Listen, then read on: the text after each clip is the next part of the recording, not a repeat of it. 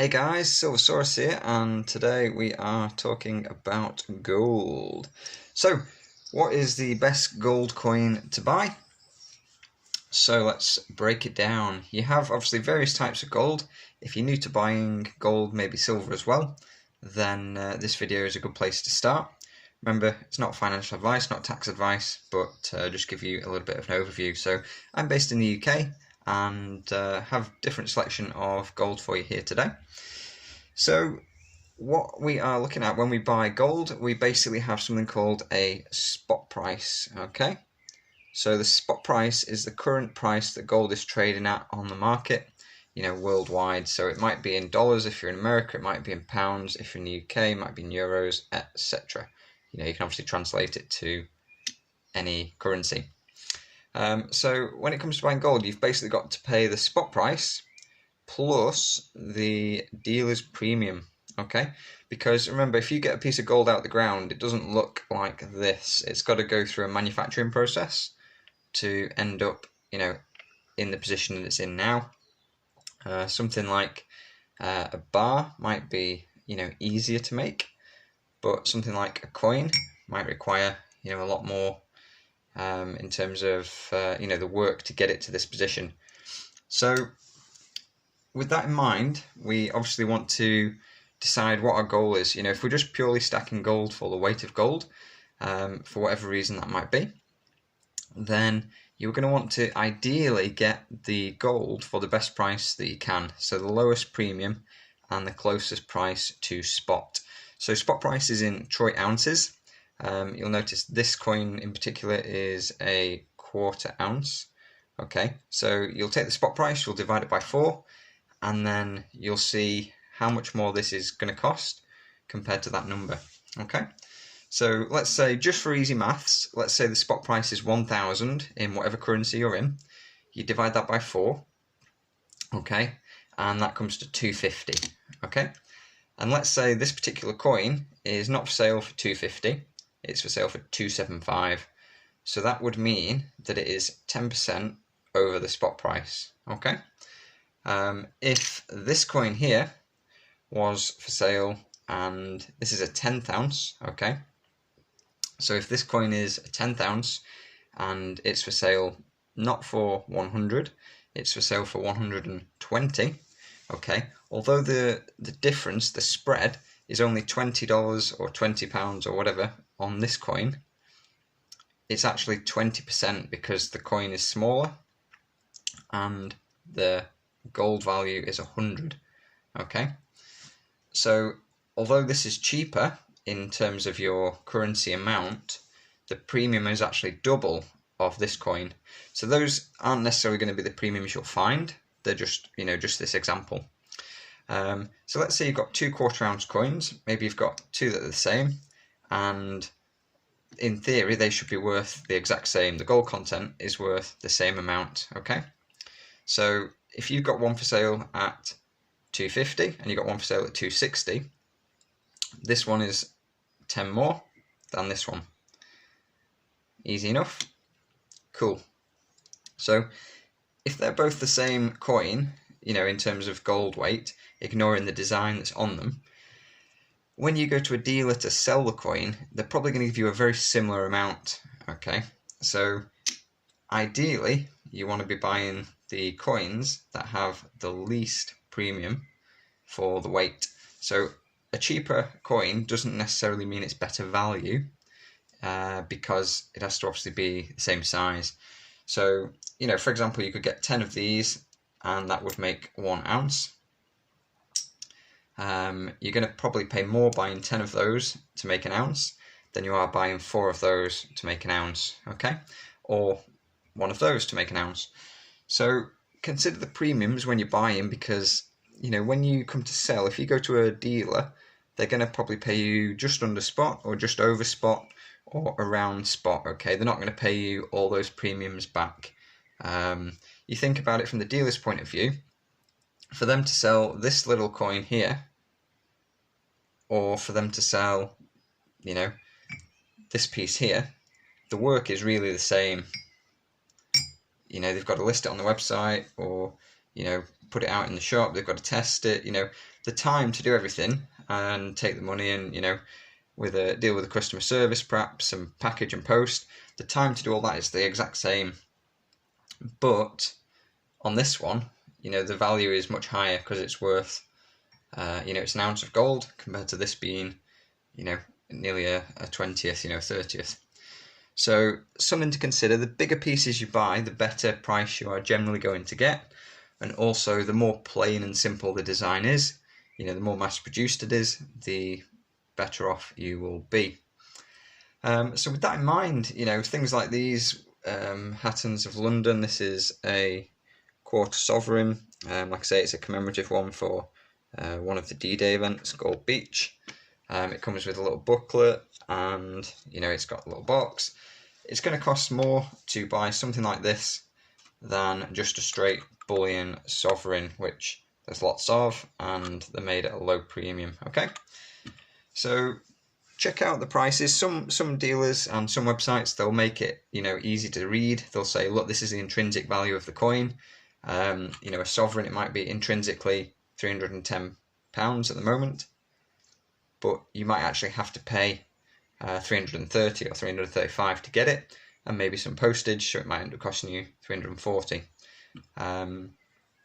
Some coins do have lower premiums than others. If you're in the UK, generally you'll find the sovereigns, which are just under a quarter ounce, you'll find those to be actually better value, just because they're very common, there's lots of them, you know, they tend to sell at a low premium. So premiums are one thing to consider. The next thing to consider is the size of gold that you're buying. So let's say, for example, you're going to put into gold in one go. You're going to put, you know, the money you've got, and you've got enough to buy 1 ounce. If you buy one single ounce, you've got one piece of gold. If you need to get some money out of this gold for some reason, or if you just want to take some profits, or, you know, an unexpected expense comes up, you can only really sell this 1 ounce of gold in one piece. You know, if you go and cut it up, it's not really going to happen.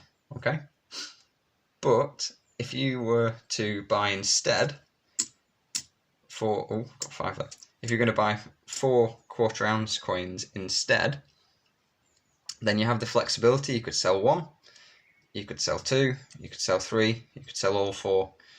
You know, you could average your way out of the gold position by selling, you know, multiple pieces.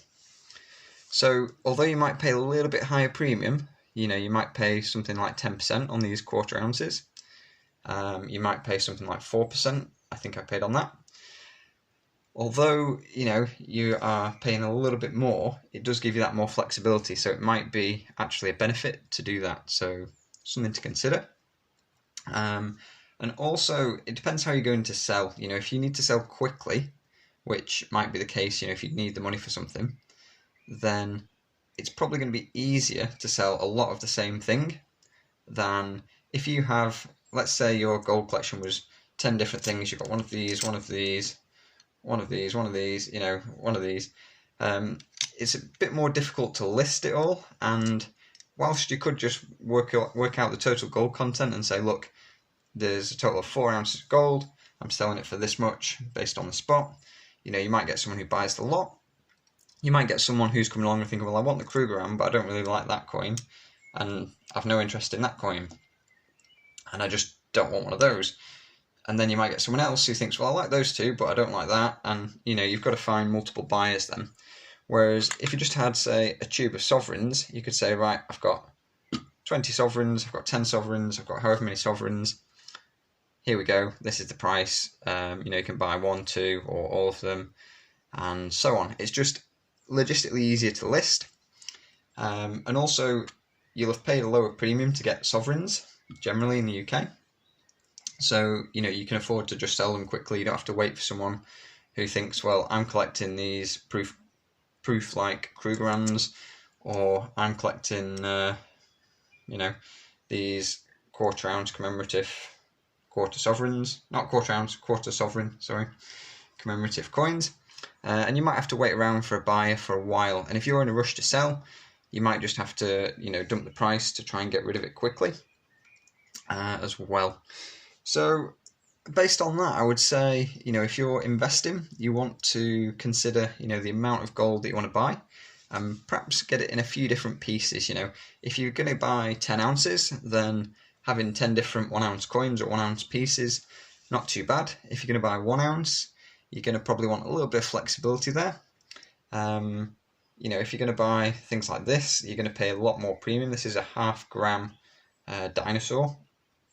So I've only really bought that because it's a dinosaur. So most of my stack is low premium and bought based on the gold price. But I do have, a couple of fancy dinosaur coins, which are just part of my personal collection. So if there was a time where I needed to sell, a chunk, I'd easily sell, the bigger pieces quite quickly, or, sovereigns, I can buy them back, in the future. So definitely something to consider. If you are buying some sort of collectible pieces, you will pay more of a premium. Like the premium on this, I could have probably bought 1 gram bar instead of buying a 0.5 gram. But because of this design, I just wanted this in the collection. So you've actually ended up there with half the amount of gold you could have done for the same, fiat value. So yeah, that is obviously something else to consider. I'd always, recommend buying from somewhere reputable. Maybe if you're just starting out and you don't have the means to test properly, you're best buying from a dealer who, can show you their testing facilities, or, just has a proven track record. So there is a link down below in the description to Bullion by Post. They're the first dealer that I used, and, they've got a good reputation, really good service, and yeah, they have an offer where if you do buy your first order there, if you're a new customer, you'll actually get a free 1 ounce of silver with the order. So it gives you, a little bit of a bonus there. When you're going to buy though, it's worth shopping around. You might find that sometimes different dealers are cheaper. Like my local coin dealer, he quite likes sovereigns. He tends to give a very good price on sovereigns. And if he got something like this in, he wouldn't really sell it with a premium that some dealers would. He'd just say, look, it's a piece of gold, that's what he'd pay for it, and therefore, he'd happy to making a little bit of money on that, but wouldn't, hang around to try and get a bigger premium, just in case, obviously, the gold price fluctuates. So, yeah, when you're coming to sell, it's worth thinking about that, because if you just jump on a forum and you're totally new, you've never sold anything, and you suddenly want to sell all this gold, some people might be trusting, but some people might just be a bit skeptical. Whereas if you've got a bit of a reputation, from buying and selling, regularly in a certain marketplace, people will get to know you, and you'll build up just a bit of trust, etc. So out of that, like I say, sticking to lower premium stuff ideally. Another thing worth mentioning is capital gains tax, which when you sell an asset, so let's say you've bought some gold, if you paid 100 for this in whatever currency you're in, like I say, in the UK at the moment, because this coin has a face value, so it's got the Queen's head, and it also has £25 there, you can see. Technically, it's legal tender, and so because it is technically legal tender, you don't pay a gain tax. So if you buy it for 100, maybe 10 years ago, and you're selling it now for 400, you've made 300, so you're not paying gain tax on that 300 because it's got a face value, okay? Whereas something like a bar, I know that's silver, but if you're selling a bar, like this, if you were making a gain on there, you would be liable to pay some tax. So, like I say, I'm not a tax advisor, but if you jump on the relevant government website in your area, in the UK, easy enough to find, HMRC, you can find the tax information there and trawl through it, or if you have an accountant, you can obviously ask them. So yeah, that is, a good rundown really of what to buy. Some of the considerations, and like I say, if you're a beginner, just make sure that you are keeping some money aside to pay the bills.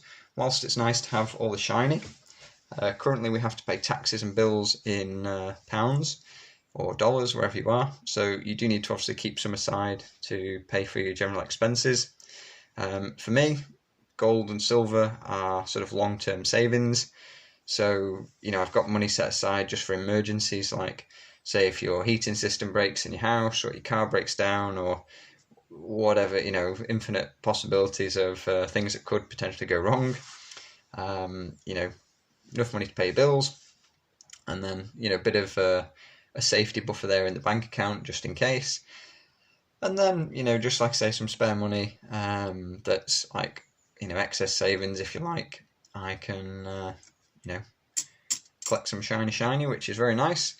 And yeah, in terms of, you know, percentages, some people would say, you know, a lot of experts recommend 10% as an amount to hold in gold and silver, in precious metals, you know, of your overall portfolio.